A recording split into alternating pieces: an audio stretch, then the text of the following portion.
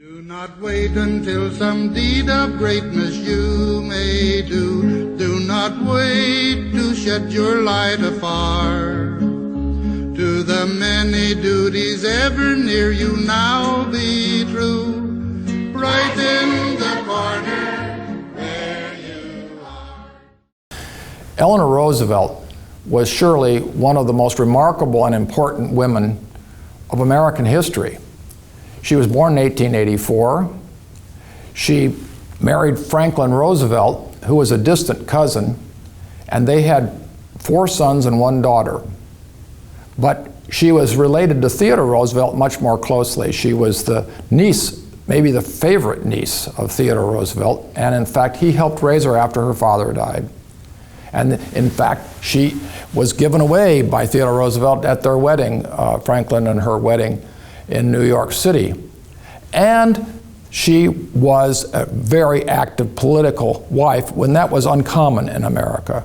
She helped her husband when he ran for governor of New York, and then when he ran for president, she was the kind of person, the first lady, a kind of first lady that never had been seen before. She went out all over the country on her own. She famously was shown in a New Yorker cartoon down in a coal mine, and the coal miner said, "Oh my goodness, it's Eleanor Roosevelt." And she was a columnist who put her own column out for 30 years, starting in the Depression, ran it almost to the end of her life, and was published all over the country. She wrote several autobiographies and other books about her thoughts and experiences, and was, as I said, a remarkable and important woman. Very little is covered about the last decade of her life, but we're fortunate today to have Patricia Baillargeon, who is from Seattle, was a young girl in Seattle who went away to Mills College, graduated from Mills College, and then went to work for Eleanor Roosevelt in the 1950s as her secretary, one of her 2 personal secretaries. How did that happen? Pat, welcome. How did that happen? Thank you, Bruce. My degree from Mills College was in history and government, political science, basically. And so following college, actually, I had polio. So as I was recovering from that, I did some volunteer work and some small jobs to get my strength back. And one of them was with the local chapter in Seattle of the United Nations Association. So later, when I was assured a job in Washington, D.C., actually with the Voice of America, the director of the chapter here asked me to go a few days early and attend the National United Nations Association conference. And I did, and that's actually the first time I ever saw Mrs. Roosevelt in person, albeit rather at the distance at that event. But I did get to know the staff pretty well. I was probably a generation or 2 generations younger than most of the delegates, so I found contemporaries in the staff.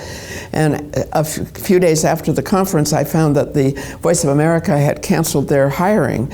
And so I asked the office in New York if they knew of any jobs, and they invited me to New York for 6 weeks for a temporary job. And after I'd been there a couple of weeks, they asked me if I'd like to stay permanently and be Mrs. Roosevelt's assistant. So you must have been surprised.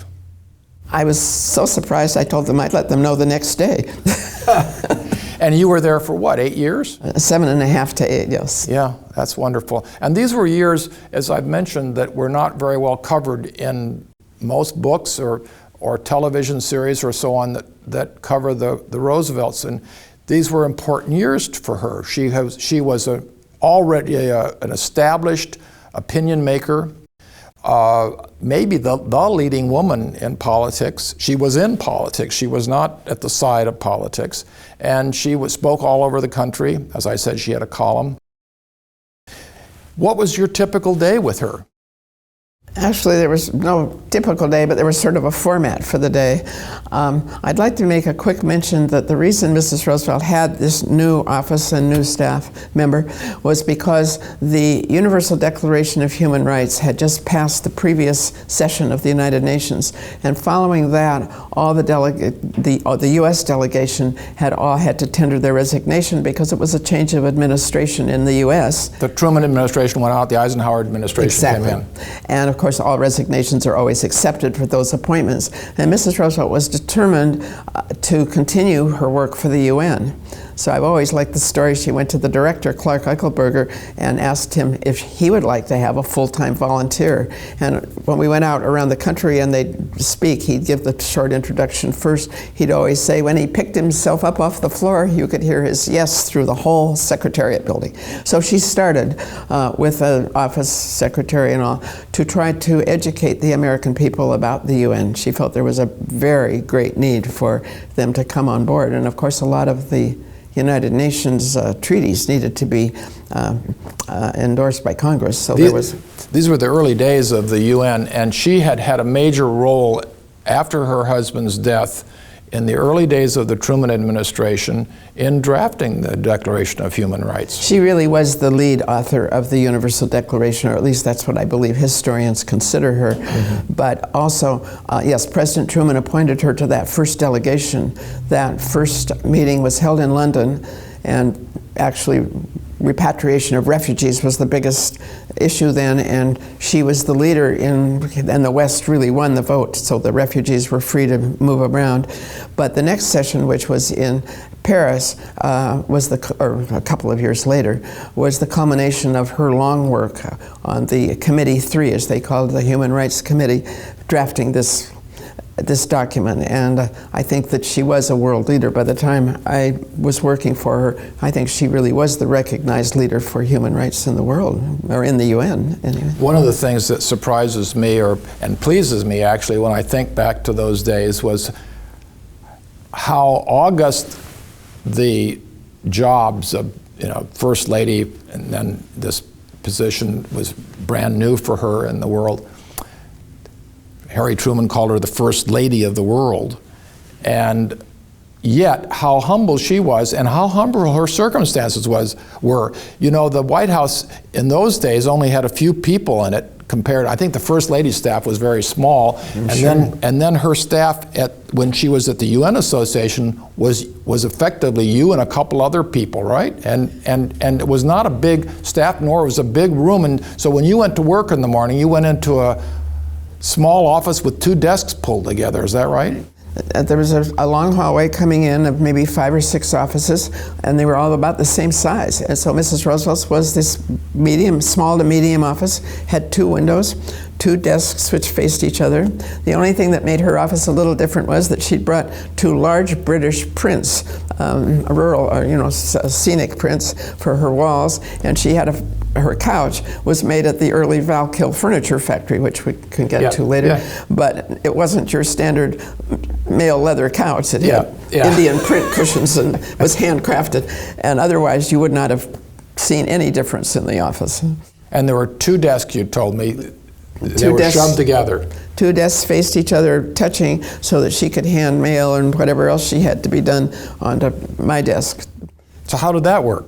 Well, she'd come in the morning, and I'd have a great stack of mail and memos and phone messages, and Mrs. Roosevelt got an enormous amount of mail. People who didn't know how to get it to her any other way just said Eleanor Roosevelt, USA, and it would go to Hyde Park, and they would forward it in practically bushel bags. She also other people knew her New York home address, people who were privy to that. That mail all went there, and then almost everything else came to the UN, so there was always... Well, Hyde Park, of course, was her country residence and had been Franklin's mother's home. And she had a house of her own, Val-Kill, up there. But she also had a house in New York City.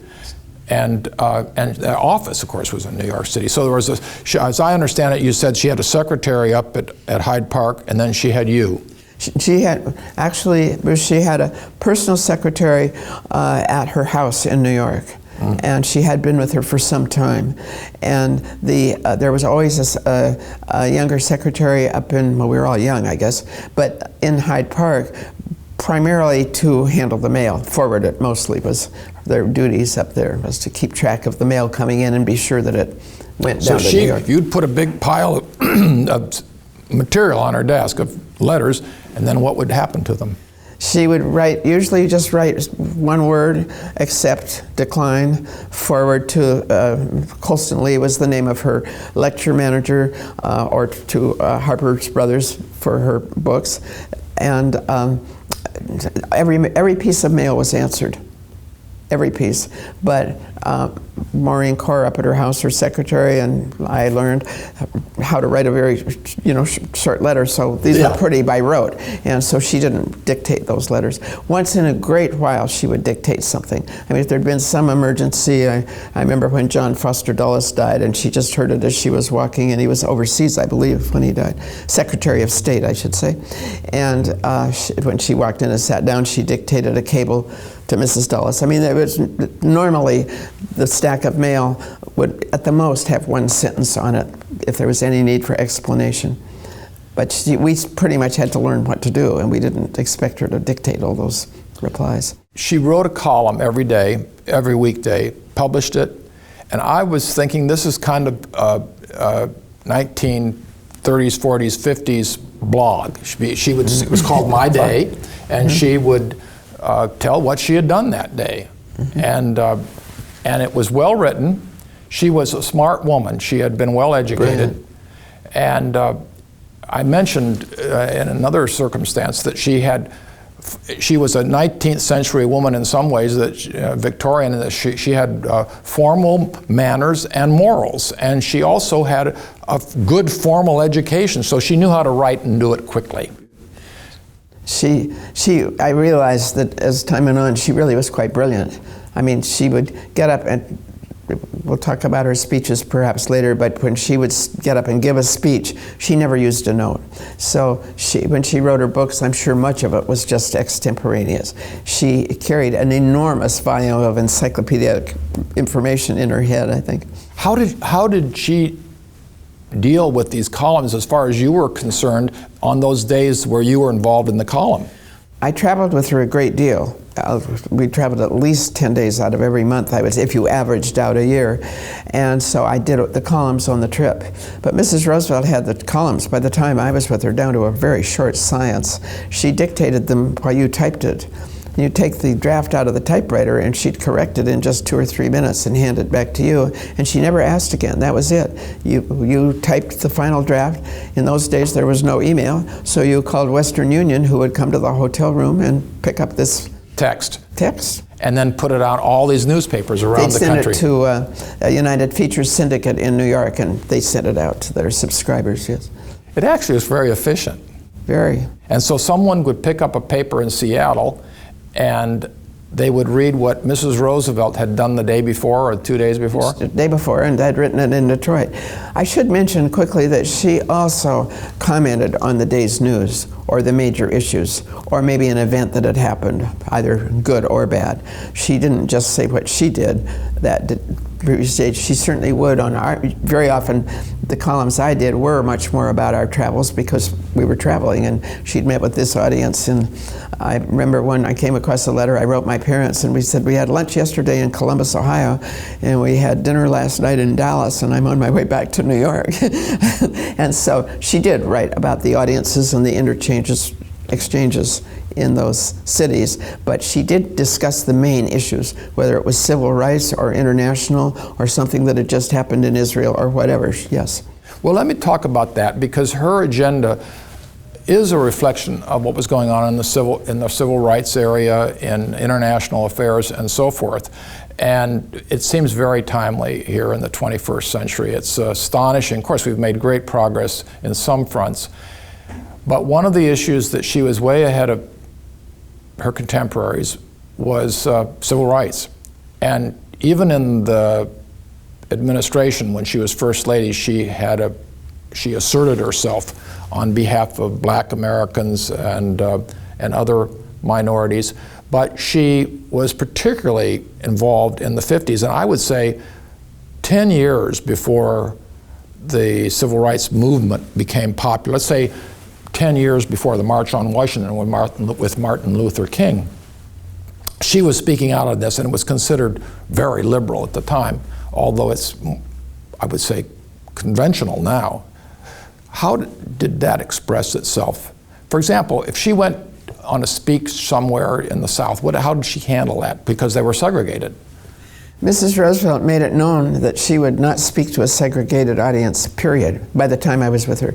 And I think that had been in place for some years, even perhaps before President Roosevelt died, but definitely after, when she was at the UN, I'm sure, as a member of the delegation. So every city we went to, and many, beginning with Richmond, Virginia, was the first, because I remember that as the first somewhat southern city I was accompanying her to. She would not speak to a segregated audience. It was interesting to me coming from the north. First of all, it was a shock to me coming to the north, because you'd get off the train or the plane and directed by whether you were white or black to restrooms or to ticket counters or to whatever. But in the theaters where she spoke, or the assembly, she always spoke, I should say, at the largest venue in the city, whether it was a city auditorium or a high school auditorium or whatever, or a theater. And of course, the first time, audiences were pretty much self-segregate. But they were always billed, and there was some, depending on the city, some mixing. But there was no question she would not speak to a segregated audience. And we were the first non-segregated audience in many cities. I mean, beginning with Richmond and Nashville and even Charleston and all kinds of cities all the way down. When she walked into a hall and they had self-segregated, what did she do? Well, of course, she was up on the stage and the podium, but I'm sure that there were some committee people who mixed. I know I did, but she wasn't doing anything hands-on that evening. This was well planned and committed by the committee before or the city. Wherever Mrs. Roosevelt went, of course, she might have been the guest of the UN chapter, but even the Republican governors in those days came out to the airport very often to meet her, and certainly all the mayors. And so a lot of the political affiliations were put aside when she visited. Sure. And so they would agree and announce ahead, this is how this audience will be. She was, as I said, very informal in some ways, very formal in other ways, but she was very informal about herself, and she traveled often alone. She traveled with you, or she would travel with somebody else, but often she was alone, or she would certainly not have any security, apparently. I mean, imagine today somebody that famous and prominent and controversial, because she was controversial. How did that work? Well, there are two things. One, on the traveling alone, she only traveled alone on short stints, and they usually were the same day. If she was going to Washington, D.C. for a conference, very often she wouldn't be spending the night. She would be coming back the same day. She also gave a regular lecture. She was part of the faculty, I think, adjunct faculty of Brandeis University. So she'd go up to Brandeis, she'd come back the same day. On those, she traveled alone. I agree with you, but I wasn't with her to watch that. There were a couple of famous pictures of her walking across an airport or Grand Central Station alone, carrying her own small satchel. But basically, anything beyond those short trips. And then she had great friends in both those places, so she wasn't alone when she got there. But the security is an interesting subject. She would not. I'm going to back up to say, and you probably know more about this than I do, when a widow of a president is on her own after the president has died or retired or died, they are offered a pension, security for the rest of their life, and several other benefits, and one is the franking privilege. Mrs. Roosevelt turned down the pension. She never took any money from the government. She turned down the security, would not have security. The only thing she kept was the franking privilege, which most people don't know is a stamp you put on your own personal mail.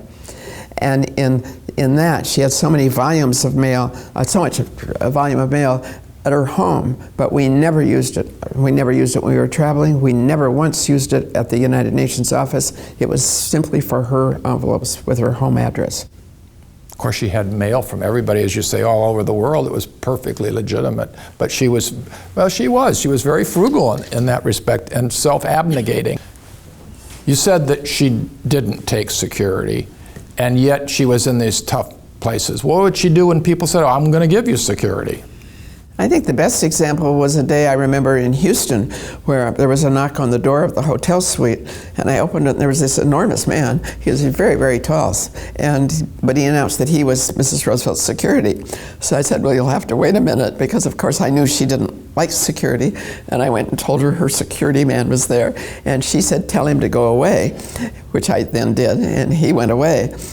Reluctantly, but the following day we were in Dallas, and this was about mid-1950s, 1956, 7, I have to look, and they gave her no choice. There had been threats, and it was a Sunday.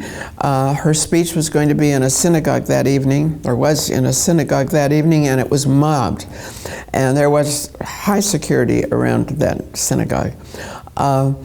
She always gave an eloquent speech, which she did that night, to this almost standing room only crowd, and then always had a question period. Following her speech, Mrs. Roosevelt and Clark Eichelberger, who also participated in all the trips, would go back and sit down while the MC would begin the question period. So she was seated on the side, and this man in the middle of the room, literally in the middle of the center audience, rose up and very belligerently asked Mrs. Roosevelt if her husband, polio, had affected his mind. And you could have heard a pin drop. Everybody was so tense. I certainly was. I'd never heard this before. And she very dramatically sat there for a minute, and then she arose and walked very slowly and straight to the podium and gave this magnificent answer as I think back, and she said, yes, I think it did. And you could have heard this audience quiet. And she said it made him more compassionate. It made him more understanding, that he'd been brought up in a very sheltered existence with many privileges, and this made him understand the problems and the trials of many people who commonly have problems. And there was a moment afterwards, and then this audience, like one person, arose to this huge ovation. And I never did know what happened to the man. I guess he'd been taken out by security then, because there was... I bet he was humiliated. He was embarrassed. He'd been put down. Very well. Beautifully, very dramatically. Yeah. Mrs. Roosevelt should have been in the theater because she just had such presence on stage. Well, I read that she loved the theater. And did she? She loved the theater. She had a producer friend who took her to the theater every time there was a new play that she really wanted to see, and they would check their calendars, and the first evening she'd be free. It might be 2 months later, but the first evening she'd be free. They would go to the theater and see the play, and then John Golden was his name, and there was a theater in New York, as you know, named the Golden Theater. And then after the play, they would go to Sardi's and have supper. Yeah. So she was very, and also I think I might have mentioned to you, every year in December, she would go to the United Nations Security Council and sit down in the middle of the open space at the Security Council and read Dickens' Christmas Carol for all the staff members of the Secretariat. She was a frustrated actress. She loved the theater. And she also did that for her children, is that right? I was for some reason, landed in Hyde Park for the weekend prior to Christmas, and I know that on those weekends, she read Dickens' Christmas Carol to whatever children and grandchildren were in the Hyde Park area, yes. Because I've always thought politicians were frustrated actors anyway. It's a good quality. It's a good quality. Well, she had such poise. She probably developed it. When you think how the histories tell you how shy she was and couldn't speak to anybody, leave alone the public, before she went to that boarding school. I mean, it's quite a evolution, isn't it? When she was a young girl, she went to England, and it really was the flowering of her personality and her self-confidence. That French headmistress at the British school saw the potential of this young woman. Yeah. And also, you don't go back and forth in those days across the Atlantic. She was there for 3 years. A small group of students would travel in the summer and all, but she wasn't home for over 3 years. So. When you were with her in the 50s, even in the 60s, she traveled a lot overseas, right? She was particularly interested in Israel, as I recall, because Israel was newly created as a state, or acknowledged as a state in 1948. And by the time you went to work for her, they were already having controversies about Israel. So did you have a lot of dealings, or did she have a lot of dealings with issues having to do with Israel? I can have two things about that. First, her trips and her travels. She tried to go to Israel at least every other year to get caught up. She was a great supporter, as we all know, of the state of Israel and of the ability for former Holocaust survivors and others, people of other Jewish people from all over Europe and even America, to go to Israel. So she was very supportive of Israel and wanted to be up to date. There was a chair named for her at Beersheba University, I believe, the Eleanor Roosevelt Chair of Humanities or History, I'm not sure which, in her honor, and scholarships in that name. So she was very involved. Her major big trips were when she was on the U.S. delegation to the United Nations. And actually, after I got the job with her, she was there, but she left a couple of weeks after that for an extensive trip to the Far East. She was a lecturer in residence at International House in Tokyo, and from there she went on down through Asia and back. It was this big circle trip, and visiting India and all kinds of places and visiting the people with whom she'd worked during her official UN years. I don't think she took a trip of that extensive kind of travel after I was with her. They would be short trips to Israel. There's a longer story about her not getting her visa right away for a special visit to the Soviet Union, which she wanted to do, and I was going to go with her. That trip, the first year I was with her, was canceled by the Soviets 4 hours before we left. So it's a longer story, but eventually she did go. But her long trips of visiting so many countries at a time were not those last years. They'd really already pretty much taken place. She did lots of short trips. Her focus was on traveling in the United States, and we visited every state in the Union, and some many times, and the universities as well as the cities. She really wanted to get the American people not only educated about what the United Nations could do, but what international involvement meant. And it was very interesting, of course, for me, because you went to states you might consider very Midwest and rather insulated or even isolated, like Iowa, and you found that they were one of the most international states because all kinds of people were going over as advisors to India about wheat, or advisors to other countries about agriculture.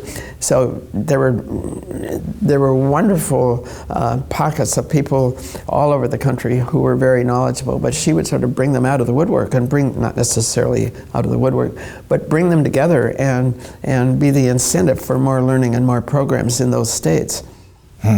Did she ever get paid for speeches? Never for the United Nations. Mm-hmm. Never. I'm sure in later life I've realized that she probably paid well for her own office into the contributions into the UN Association, but of course I had no knowledge of that.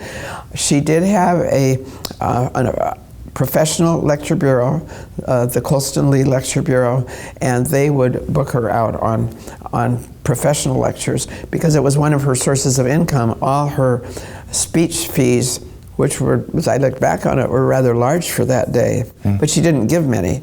But her speech fees all went into her charity fund. And that was how she enhanced the charity fund, because she was very generous to the charities she was involved with. When she traveled, she was a celebrity, but she was also overseas a kind of ambassador at large, unofficial ambassador at large. Would you agree with that? I would agree, even though I wouldn't think it would be in caps. It would be like small a for ambassador, yes. Yeah. Mm-hmm. She certainly was treated that way. And people came, as I say, in this country, but certainly overseas, people and upper level, even the heads of state practically would go out to the airport. And yes, she was received as an ambassador.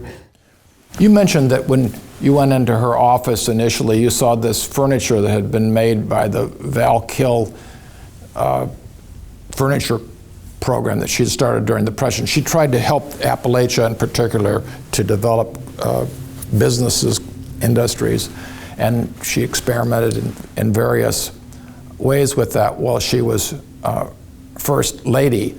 But she seemed to have a knack for finding things like that in other places and other people. She would go in on an official trip, and then she would take time to go to some little operation. And I remember reading something about that in Israel, that she did that.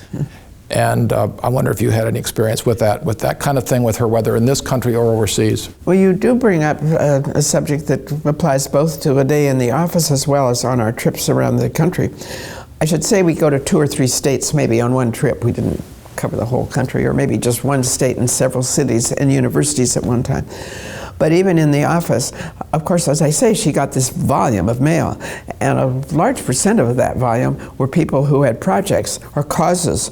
I mean, there were some people who wanted individual help, and those would be forwarded to agencies. But there were people who had all kinds of causes, from education to cultural, like Asheville, North Carolina, where there's so much, when I think the early craft movement in the country, and helping the economies of those places.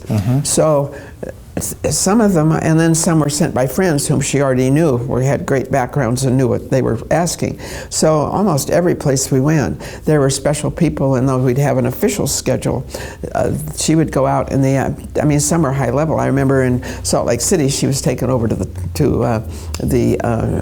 Mormon temple, but a lot of them were places and people you'd never heard of.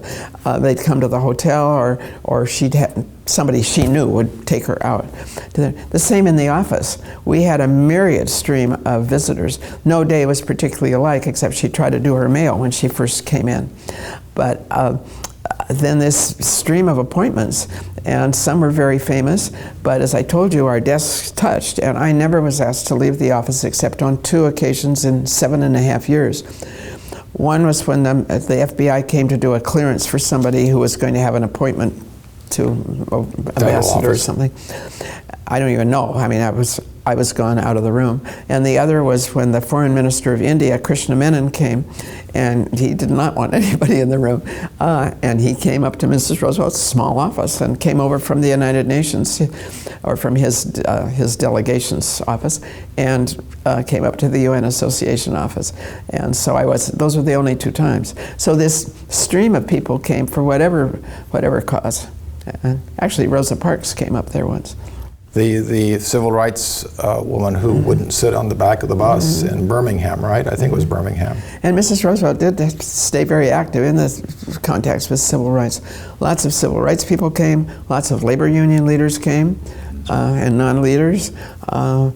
Local schools came, of course, because they had issues. She had a political life that you were really not part of, but she, at least I don't think you were, but she had, I remember reading articles about former, I think he was Army Secretary or Air Force Secretary Linkletter, was that his name, or something like that, and Adlai Stevenson, and they'd have meetings at the Waldorf Astoria or whatever, and issue pronouncements. This was toward the end of the 50s about the Democratic Party and what it ought to do and so forth, and that she had been also in the earlier part of that decade an explicit and unusually pronounced opponent of Joe McCarthy, and she was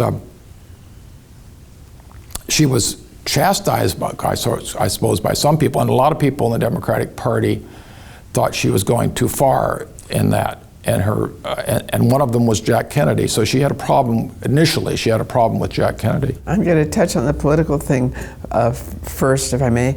I did campaign with her a couple of times for Adlai Stevenson, and she was very formal about it. I literally took a leave of absence from my job at the UN Association. She never mixed her political life. If people came for causes like the civil rights, but there were no campaign meetings in that office. She just, I think instinctively, I don't even think it was an effort on her, it was just instinct that those 2 things were separate. But I did go with her on some campaign trips, and I got on the plane with her, the small plane in LaGuardia. I've forgotten how far we were going, to Ohio. And she said, "Now, Pat, I want you to know this is a very different kind of trip. We speak to everybody." And of course, looming over from the seat behind us, and they were sort of small seats, was this tall man who was the reporter from the Boston Globe. And he literally was never more than 18 inches from us for the entire 5 days. But it was a different kind of trip, and it was very educational for me, needless to say. Was it fun? It was fun. It was fascinating. It was a little upsetting to me, the things she rolled off. I know that in one city in Ohio, a very conservative press, and we had this amazing press conference. The working press loved Mrs. R. She gave them great press conferences, and she'd been all these places. Many of them knew her.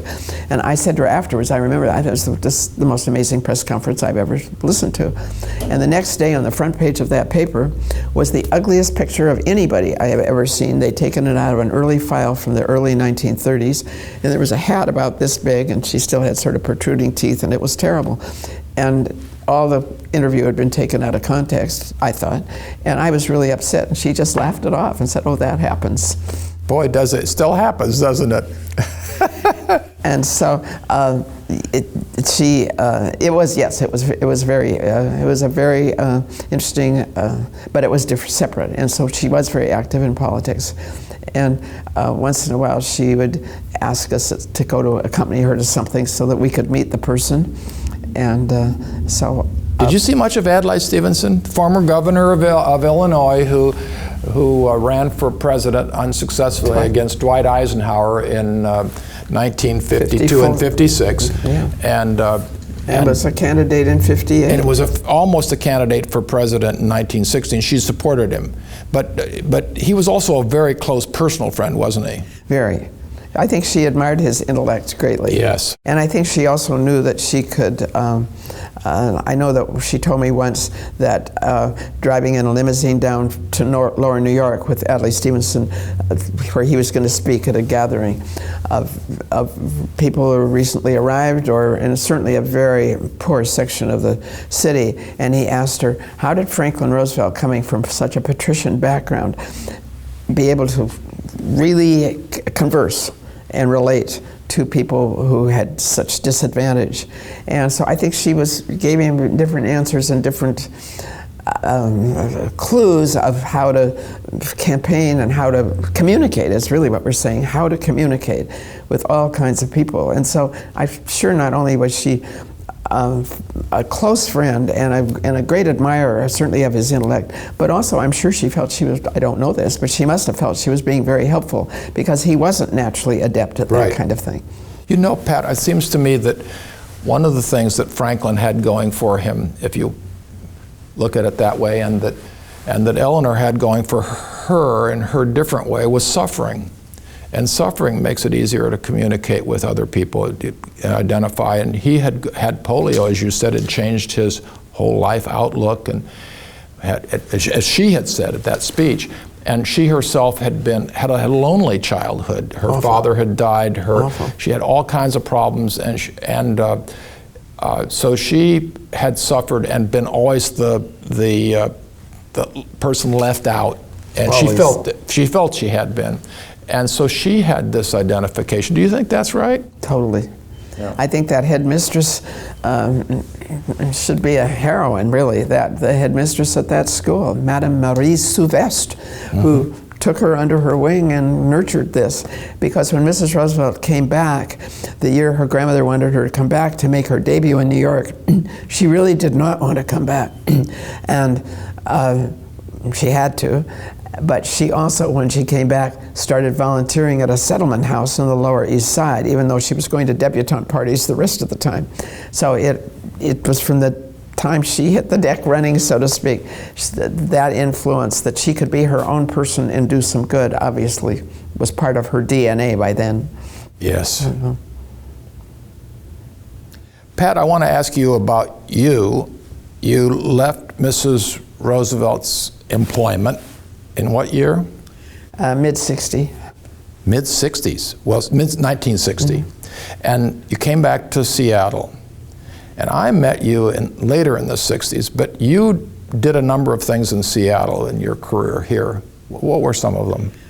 Well, I had a couple of short-term, almost consulting type jobs at the university, but my first big job, or long-term job, was being I ran the protocol office for the Seattle World's Fair. So I started at the World's Fair about a year before it opened. 1961. Yes, and the fair opened, as you know, in April 1962. And eventually they sent a protocol officer from the State Department, but I was the assistant protocol office. We dealt with officially the 24 countries which officially participated in the World's Fair. And also, we were called on for advice. There were some other national booths and different pavilions, several countries from Africa and all, but we were responsible for handling it. And I'll have to say, for the protocol officer they sent, Captain Kahn was a pretty firm protocol man, but we did not have one incident. It was unheard of. Not one awkward... Your experience with Mrs. Roosevelt obviously helped you, and it was also a good calling card for working with international visitors. That's possibly true, but I think you're being generous to me, because that protocol officer really knew his protocol, and I think he learned from him. And he was working. I mean, I knew what we needed to do, but he really was working with a group of people who were not used to the formalities. Yeah. You don't just run up and shake a president's hand from the back. You know, there are a lot of things, and so I think that it was a good combination. But I ran the staff too. So a lot of people think that the World's Fair was Seattle's big reintroduction to the world, having been in a slump for many years. I mean, Boeing was doing well, of course, during World War II. It was a growing city, but after the World's Fair, there was much more ambition about foreign affairs, and the port developed considerably. And did you play a role in any of those things? When I did land at the port, I want to just do one parenthesis, that right after the fair, with everybody, I actually was about the last employee. I stayed and helped do the archives with the president's wife. But I did do 2 interim jobs that at the time I thought were very interim, but they did prepare me for later. The first one was about a 4-month job at the Seattle Housing Authority doing a study. You must remember, I had been away for many years. I'd been away at boarding school, I'd been away at college, I'd been sick, and then I'd been in the East.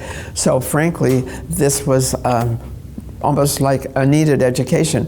And then when I left that, I was asked to run the open housing campaign, one of our first civil rights campaigns for people being able to buy houses, you know this, being able to buy houses wherever they wanted. And I ran that for 3 months up to the election of 1964. And I should mention quickly that it did fail. As history here knows, it failed. Did not get passed. But prior to that election, I had been employed by the government of Japan to work as the assistant to the consul general. Of course, they didn't want me anywhere near them while I was involved in a domestic campaign, but I did start work there the day after the election. And so I was with the government of Japan for 4 years. Very interesting years, and very, of course, you walked in the door, you were in Japan, everything was done in Japanese. And from there, I went to the Port of Seattle. And so it was a nice progression. But I always was grateful for the time that I did have that year that I thought was just sort of fill-in jobs, because it really educated me on my own city and was very helpful to the foreign people with whom I worked so much. Don't you think that Mrs. Roosevelt and her emphasis on civil rights helped influence you in doing the open housing campaign? Oh, definitely, because I wasn't very popular among my friends, that's for sure. Well, it was a different time. It was a different time. And people also didn't, people now don't realize that whereas Seattle didn't have, and other cities in the North didn't have the kind of segregation problems that existed in the South, or the terrible lynchings or terrible other things that were happening, there was housing discrimination that was almost written in. It wasn't written in the law, but it was written in covenants of various kinds, and a lot of other discrimination. So it was a long time bringing attention to that and getting people to focus on. By the way, of course, it was a few years. What you did helped set the stage then for later successful open housing. There were quite a lot of brave people, but we had really, yes, de facto segregation, and it had gone on a long time. And so, yes, I certainly was definitely, I mean, I thought along those lines, but certainly Mrs. Roosevelt's example was, I'm sure, in my subconscious, because it wasn't too popular. Not going into the incident, but the other thing too is that when I was at the World's Fair, I remember they called us, said there'll be a meeting tomorrow morning, and everybody in this immediate office has to be at that meeting. So I went into the meeting. I mean, there was no option. You were there, and I went in the meeting, and the subject was that they were going to hire. This was just a month before the fair opened, they were going to hire the first black employee. And the first black employee was going to be in our office. And did anybody object? Well, I'd been working with I don't know how many countries around the world at the UN, and I could, even though I knew Seattle wasn't exactly a mixing place, I did find that a little bit remarkable. In the end, they did employ this young woman and put her not in our immediate office, but put her out in a kiosk on the street to sell advance tickets. And about a week later, she was held up at gunpoint, and so she never came back. And that was the story of, I mean, it was shocking, but that's what happened. So there was a lot of that, and it was just common operating procedure. Yeah. And that's... I'm trying to think about the influence that Mrs. Roosevelt had on your life. You, among other things, made a lot of friendships, and including among her family. Now, her children, I guess, are all deceased. Her grandchildren are still around, and you introduced me to one of them once, who lived in the White House with her, Curtis, who's known as Buzzy. Curtis. Buzz. Yeah. Mrs. Roosevelt always called him Buzz because his nickname was Buzzy. Yeah, and they lived in the White House. And Curtis. And his sister, who was... they called her Sisty, but growing up, but she was Ellie Seagrave. She's a wonderful woman. Yeah, and you know her still. They live in Washington, D.C., Yeah. She and her husband. Yeah, and her earlier husband was the editor of the Seattle Post-Intelligencer for a while. That was her father.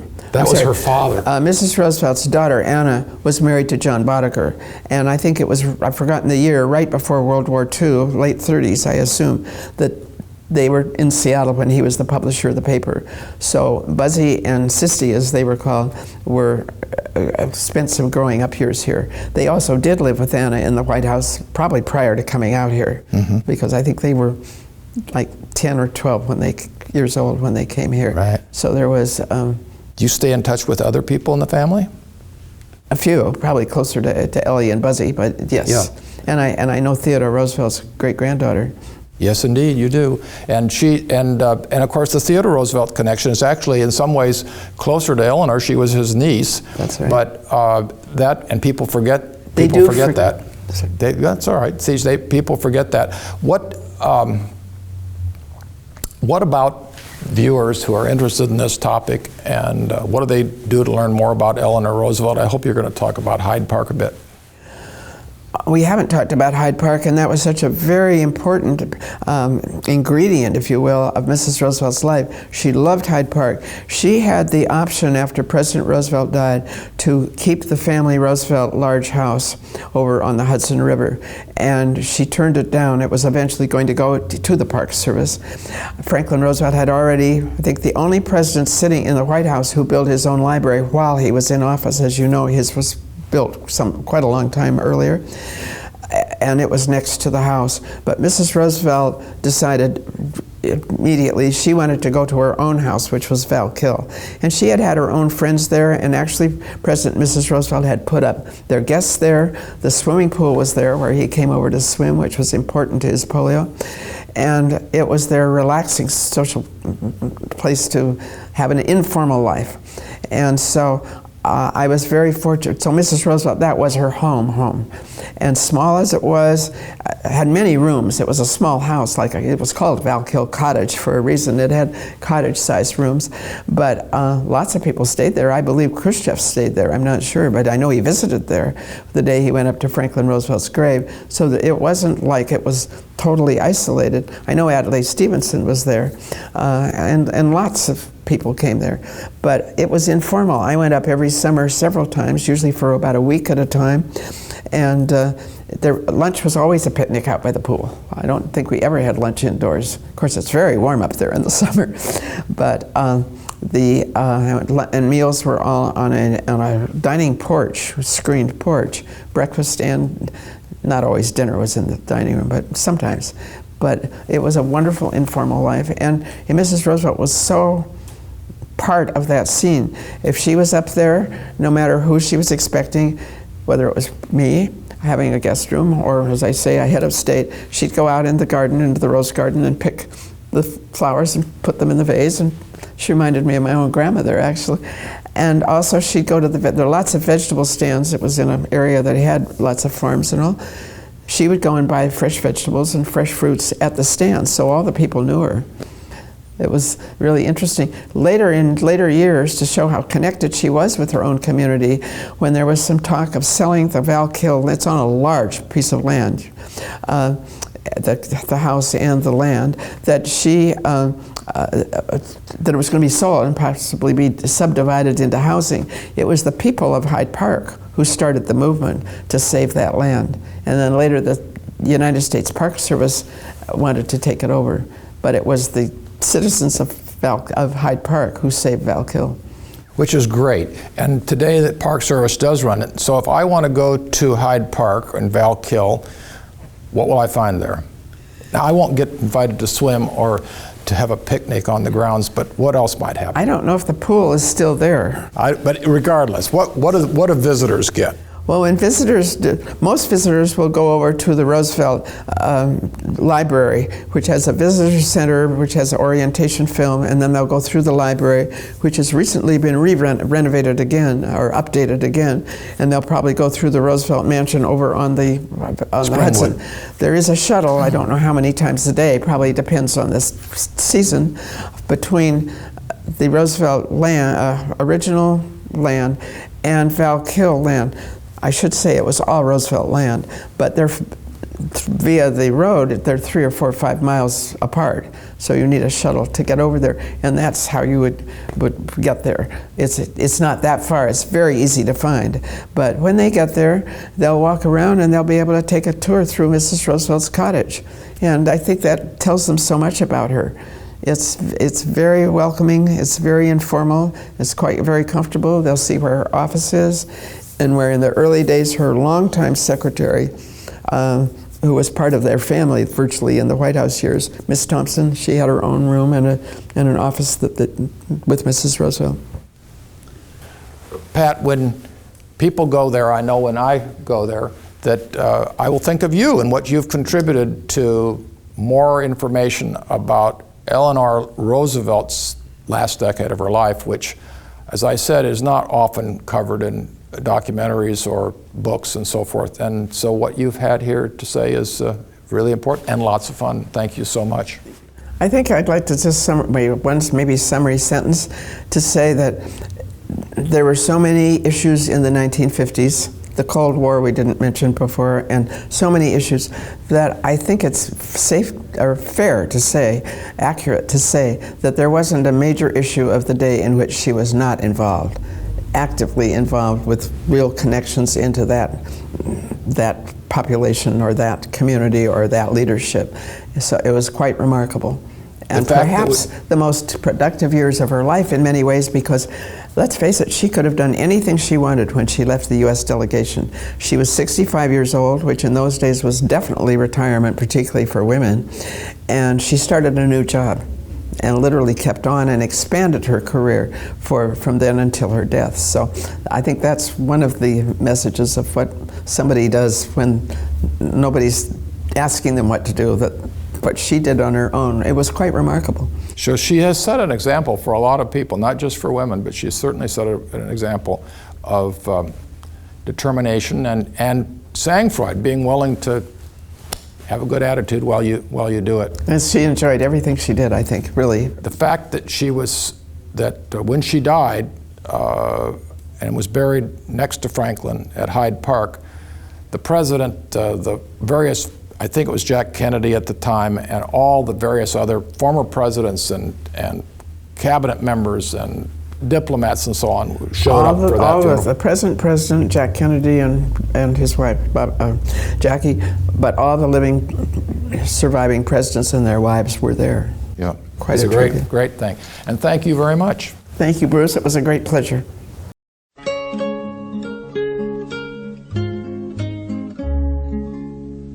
Do not wait until some deed of greatness you may do. Do not wait to shed your light afar. To the many duties ever near you now be true. Right in the corner where you are. Right in the corner where you are. Right in the corner where you are. may guide across the bar, right in the corner where you are. Just above our clouded skies that you may help to clear, let not narrow self your way debar. Though into one heart alone may fall your song of cheer, right in the corner where you are, right in the corner where you are, right in the corner where you are. Someone far from harbor you